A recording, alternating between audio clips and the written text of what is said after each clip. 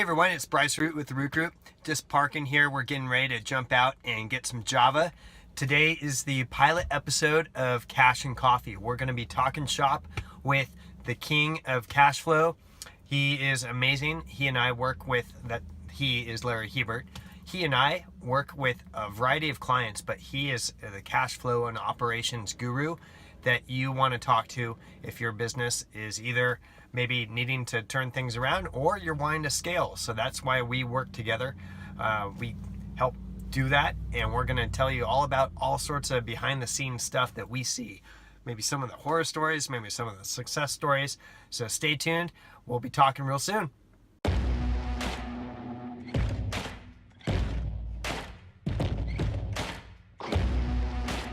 I've been on a long road. So today, this is the pilot. This is the first episode of Cash and Coffee, and we're going to talk detail and really talk shop, and you get to sit in on all this. It seems like on the internet or the Facebook, you can target particular groups, Highly specific. high specific, and the ability to generate sales from that group, if you're meeting a need they have, is probably much greater. And I would think on the internet, you have almost an unlimited amount of people that can tap in somehow to Facebook or Instagram.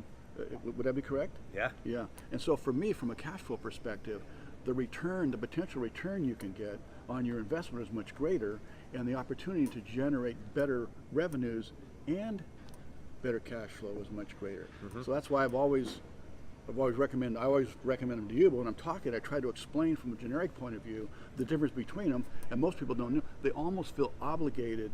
They have to put something in traditional marketing, a magazine ad, a paper ad, almost feel obligated, and you're right, to get tied into these contracts, and they can't get out of them. It just eats their money up. I'm not a big fan of spending a whole lot on marketing. Like, you do need to spend some money, but with a newspaper, magazine, whatever, like traditional media, those are primarily meant to market to the masses. Right. So out of those masses, maybe 20% of them are your target customer, and then you're relying on them, like actually seeing that episode or that news story or that issue, turning to the page, seeing your ad, and then the creative part of it kicks in. Like the headline and the visuals have to kick in, because you're relying on them finding that issue, turning to that page, seeing your ad, and actually spending seconds looking at it, and then that convincing them to jump in their car and to go find parking in maybe a place that has no parking,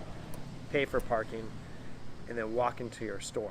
And isn't there a thing about impressions that a potential buyer needs to see something 3 or 4 or 5 times? So if it's a newspaper, it gets thrown away after one day. If it's on the internet, it can go in multiple times a day or multiple days in a row. And the chance all of a sudden, I really need to get this. I've seen it 5 times, and I do need a new pair of running shoes, or I do need this. That's the beauty of, I'm a big proponent of Facebook and Instagram ads just because it's so damn cheap. Yeah. For literally $1 a day, you can always have content that really hits home with your target customer, always in their feed. And they may see it 5 times in a given week, and that's $7 that you've spent. Yeah. And just to give you guys an example of how targeted it can be, you can target, like, say, a CrossFit fanatic.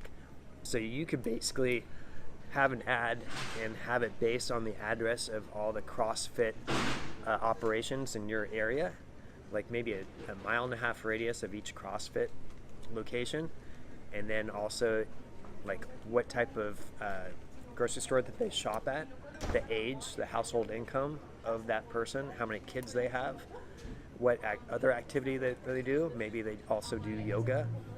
You can have all that. So only those people, maybe Facebook and Instagram, they have all this intel. You could also throw in like people that have bought workout clothes. Right. And so you could only have your ad go to those people. So what for percentage, $7 a week? What percentage of the people incredible. that you work with initially know that or use that? I'd say To my clients, 0. It's They don't pretty know. damn close They to don't that. know. I mean, they may have a Facebook ad, but the analytics of it and where to put it, sometimes they just throw it on Facebook and they wonder why they don't get Most anything. people have a bad experience with Facebook, but with Facebook ads, but there's so much that goes into it. It's not only the headline, the copy, the video. Hopefully you use video. Yeah. But hopefully it's all those things that go into that ad Right. to convince that person as they're thumbing through their feed to click. But the beauty of how inexpensive these ads are is that you can have that constantly in their feed, whereas traditional media, it's like a one-off. Right.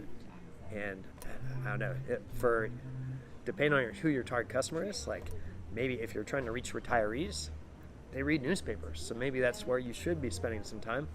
Yeah, we've seen some crazy stuff in terms of what we walk into, and many times it's just something little that one little change that can like change it up, and like they can be on the road to recovery super easily. So little stuff, but you heard it here. We have more of these episodes coming soon, but we're gonna just drink more coffee and we're gonna talk details so you can listen in on kind of behind the scenes and get some valuable information that can hopefully change your business. So we have a barking dog here, so we'll see you guys soon. See you, everybody. Bye, you guys. Bye-bye.